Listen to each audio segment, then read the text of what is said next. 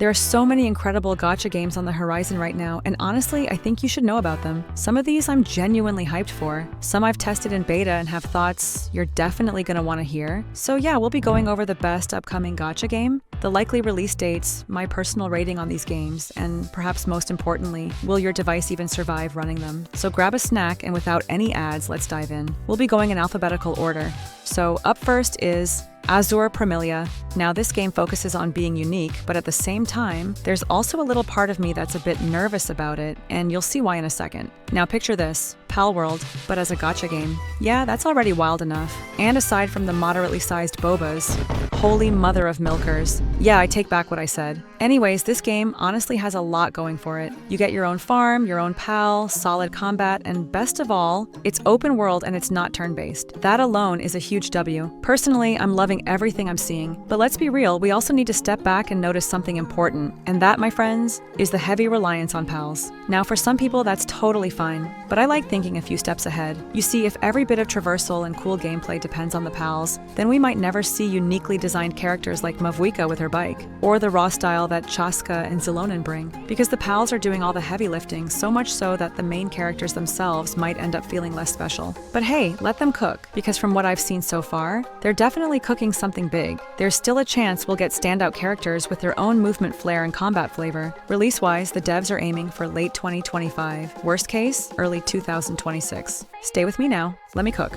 You see, the minimum specs actually got leaked just a day ago, and I was lucky enough to be one of the beta testers, but oh man, there's been some suffering along the way. So at the bottom of the barrel, you'll need a GTX 1660, and recommended specs go up to an RTX 3060. Now the good part is, this is to play the game at 4K 60 FPS, I think. But anyways, if you're on mobile, here's a rough idea. If your phone can run Genshin on max graphics at 60 FPS, then this game should run decently on medium at 45 FPS. But let's be honest, this is all still likely to change. So personally, they will get a score of 6 out of 10. I'm saying this because, come on, let's be honest, Genshin already has most of the features. If you want to farm, just head into the teapot. Honestly, this game really just want to capitalize on that creativity. It's going to be great, but nothing too far off from what we already have. And now for number 2, we've got Ananta. Yes, the GTA of gacha games. This one's got some serious ambition behind it. I am looking forward to it, but at the same time, I'm just not fully feeling it yet. Maybe it's because it already has a carbon copy in the works, Neverness to Everness, which is still in beta too. So really, this is just going to turn into a which one does it better situation.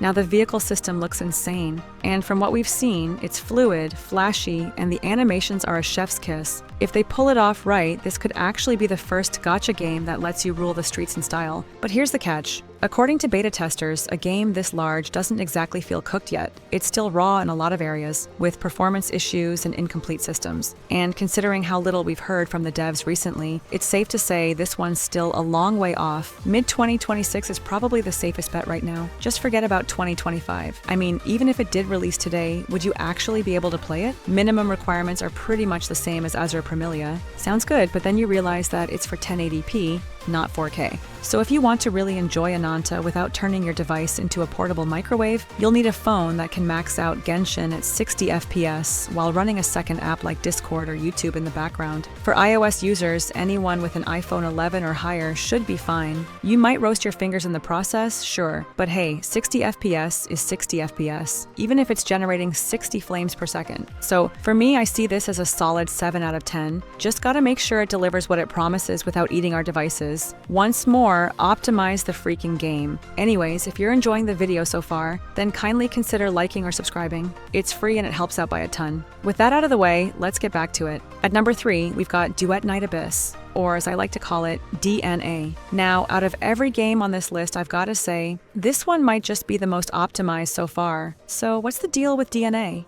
Well, it's an open-world combat game that basically feels like a fusion of Genshin Impact and Wuthering Waves, but with one big twist. They added guns into the mix. Yeah, swords, elemental skills, anime aesthetics, and guns. Now here's why this one really caught my eye. It's friendly to free-to-play players, and in terms of gameplay feel, this is the closest we've got to Genshin on this list. The characters are stylish, and the world design is not bad at all. But look, we gotta talk about the glider situation. Like seriously, 1 second you're soaring 800 meters in the air feeling like a cinematic badass, and the next second, boom, your ass is kissing the dirt wondering where it all went wrong. Now to their defense, they've got a special movement mechanics to help you traverse, but it's just not the same. That gentle float down from a cliff, that moment of peace, poof, now you just hit terminal velocity and pray you've got Veresa grade buds. Anyways, like Ananta, you get these little battle companions, basically like Pokemon or pals, that give you buffs in combat. It's a cool system which has been implemented in only a few games, and honestly, they implemented it perfectly here. Now let's talk performance.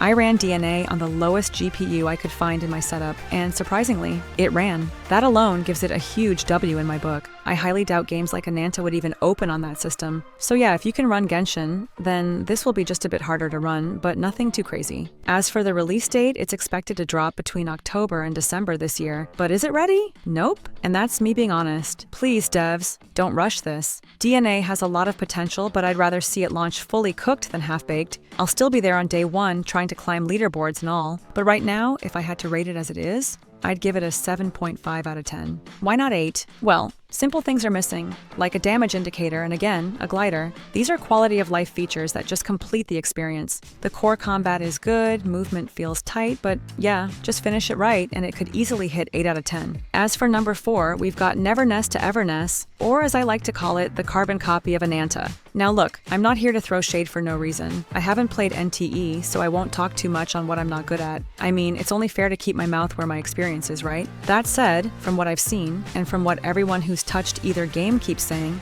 Neverness to Everness is basically Ananta's twin. Same open world ambition, same GTA Gacha style feel, and even similar system requirements across the board. But here's where it gets interesting. We actually have a bit more performance data for NTE. Apparently this game can run on potato-level hardware if you're willing to play what looks like a PlayStation 2 cutscene. Thanks to its very low graphics settings, or as they like to call it, delicate graphics settings, even weaker systems can run the beta decently. It just comes at the cost of clarity. Still, this is all beta, and the final product could surprise us. There's no telling what kind of wizardry or last-minute optimization they might pull before launch. So I'm keeping an open mind, cautious but open. Overall though, I'm giving it the same rating I gave Ananta. Feels fair, since they seem to be walking the same path for now.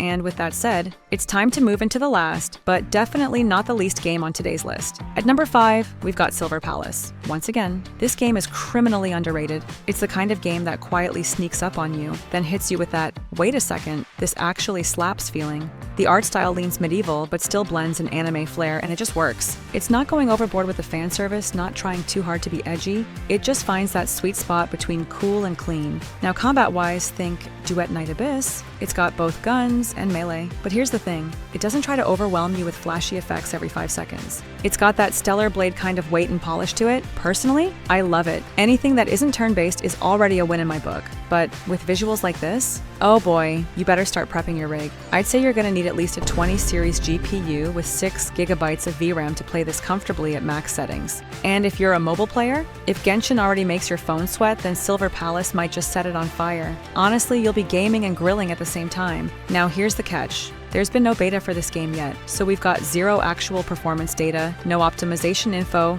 nada. But from what I've seen, I'm in. I'll definitely be playing this one when it drops. That said, I'm not going to overhype it. Just from trailers and previews, I'd give it a solid 7.5 out of 10. It looks good, feels promising, but until we get hands-on time, I'm keeping my expectations realistic. So yeah, out of all the games on this list, the ones I'll for sure be playing are Silver Palace, Duet Night Abyss, and Ananta. The others? Let's just say, I'll play them if my storage allows it. Anyways, that's the wrap for this video. Feel free to let me know what game you're eager to try in the comments section. And hey, if this video gets good feedback, then I might just make more spicy videos like these. If not, then I'll probably stop making it. Once more, this channel is for you guys. What you like is what I'll make. So with that said, I still love you all, and yeah, I'll catch you in the next one.